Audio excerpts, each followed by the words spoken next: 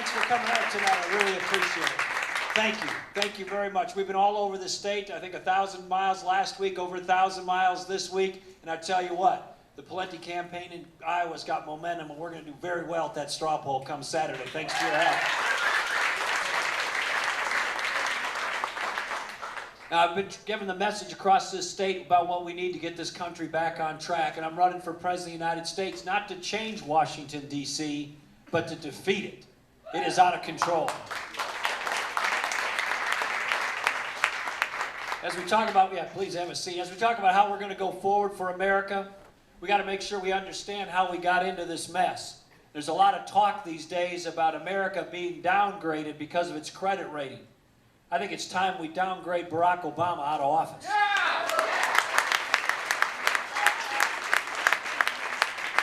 This great mantra about hope and change has become, we hope we don't lose our jobs and have to change our address, right? Now look, we learned some things in the 2008 election. And we had a very eloquent person come through Iowa and gave great speeches in 2007, 2008. He had this soaring rhetoric, incredible fancy words. And the Democrats in this state catapulted him to the presidency of the United States. What did we learn from that? Well, we learned a number of things. First thing we learned is this. Before you put somebody in the Oval Office and make him or her president of the United States and commander-in-chief, leader of the free world, they better be ready for the job.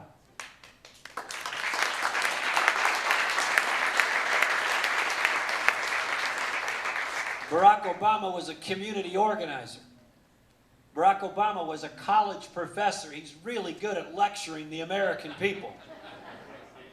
Barack Obama was in the United States Senate long enough to have a cup of coffee before it got cold, and then he became president of the United States, and then we wonder why he's not up for the job. Now we learned some other things as well. We learned that the way forward is not Barack Obama's central planning. The way forward is not Barack Obama's efforts to take things out of the private sector and drag it into government. The way forward is freedom and free markets and taking things out of government and putting it back in the private sector.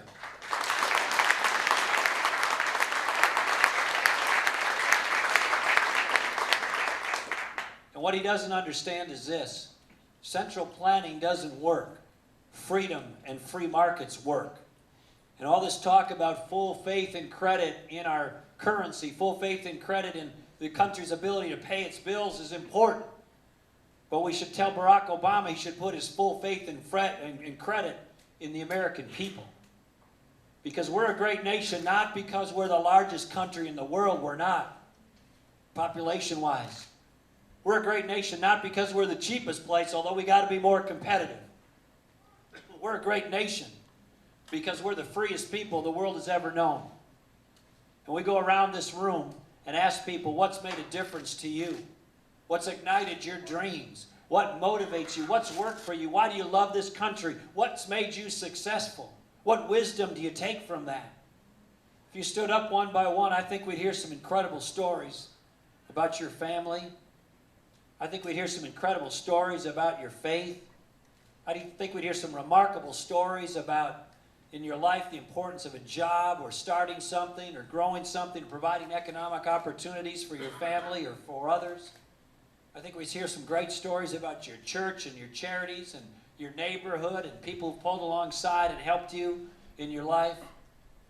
But I don't think we'd hear many stories about how government came into your life, some big bureaucracy came into your life and transformed it in a powerful and dynamic way. And I share that story with you because of the brilliance of this country, the majesty of America, the strength of the United States is not in our bureaucracy. It's not in Barack Obama's central planning. It's in our people. And the spirit and the soul and the strength and the fiber of this country is in our people because we're free. And when people are free, they can dream as they see fit without limit. When people are free, they can invent, they can innovate. When people are free, they can design. When people are free, they can associate as they see fit. When people are free, they can speak their mind as they see fit. When people are free, they can say, I can do anything. I can start something new. I can do it better. I can do it faster. But when the government comes into our lives and says, you know what, we're taking over. Sometimes they do it in such incremental ways you don't even notice. And when they say to us, you know what, we're going to make it more expensive. We're going to regulate it. Or the government says we're going to tax you. Or we're going to slow you down. Or we're going to make it heavier. We're going to make it more difficult. Or worse yet, they just come in and elbow us aside and take over what was the space for families, what was the space for churches, what was the space for charities, what was the space for entrepreneurs in the private market. When they do all of that, they not only grow their budget, they not only grow their footprint, but they do something else. They weigh down and discourage the American spirit. And you know that's what's happening now. You go across this country and across this state, you got a lot of worried and discouraged people. Not because they don't believe in themselves. Not because they don't believe in our Creator God. Not because they don't believe in hard work. Not because they don't believe in their families. Not because they don't believe in education. Not because they don't believe in all the things that's made this country great in terms of industriousness and individual responsibility and love and kindness towards others. But because they are weighed down and discouraged by their own government. We got to take this country back. We're at the point now where we, the people, have to take this country back. If we don't tear down this mountain of debt, if we don't get jobs moving again, if we don't get Barack Obama out of office, we're going to lose our most precious blessing, our freedom. Those of us who see it, those of us who know it, have to rise up and stand up and fight and take this thing back. You heard from my wife, Mary, a few minutes ago. I love her dearly. She's my best friend. And she's a huge part of this campaign. If you get to know her, you'll get to know me because we think a lot alike. And I'm grateful for her. But we're putting our heart and soul into this because like you, we love this country. And you know it's sinking and you know it's drowning, but the hour is not too late to save it. So I ask you to do everything you can to take this country back. Strong, free people are going to rise up and say, we're going to tear down that mountain of debt, we're going to defeat Barack Obama, we're going to grow jobs, and we're going to get our government back under control. I'm going to be that leader. It is this time for conservative, common sense, effective leadership. That's my record in Minnesota. I will make sure America's brightest and strongest and best days are ahead of us, but I can't do it alone. And look, if anybody asks you, well, why Pawlenty and not these other candidates? I've actually done this stuff. And there's a lot of differences and advantages. I got people in the race, and people will be thinking about this over the next coming months. But there's a big difference between people giving a speech and getting it done. So we need to roll up our sleeves and get it done, just like I did in Minnesota, taking spending from historic highs to historic lows, getting the government back to live within its means, cutting taxes, advancing the pro-life cause, standing for traditional marriage, making sure we do health care reform the right way, no individual mandates, no takeovers. And by the way, when I'm president, Obamacare is going to be repealed in its entirety.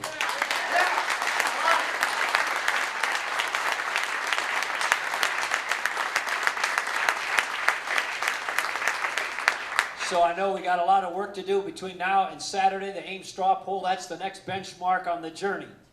And we've got great momentum across this state. We've been campaigning hard. I've been here a lot in the last few weeks. I appreciate your help. If there's anything you can do to get some friends, relatives, people that you meet along the way to come to Ames, you know the drill. We got to get their names. We'll get them the tickets. There'll be speeches, food, ice cream. It'll be a lot of fun. But more importantly, it's their opportunity and our opportunity to continue the journey to get America back on track. I need every one of you. I'm grateful to each and every one of you. And this country will be great because of our people. And I want to ask you to come to Ames and support my campaign and make sure that you do everything you can between now and Saturday to get others to come as well. Thanks for coming tonight. I appreciate it very much. Thank you. Appreciate it. Thank you very much.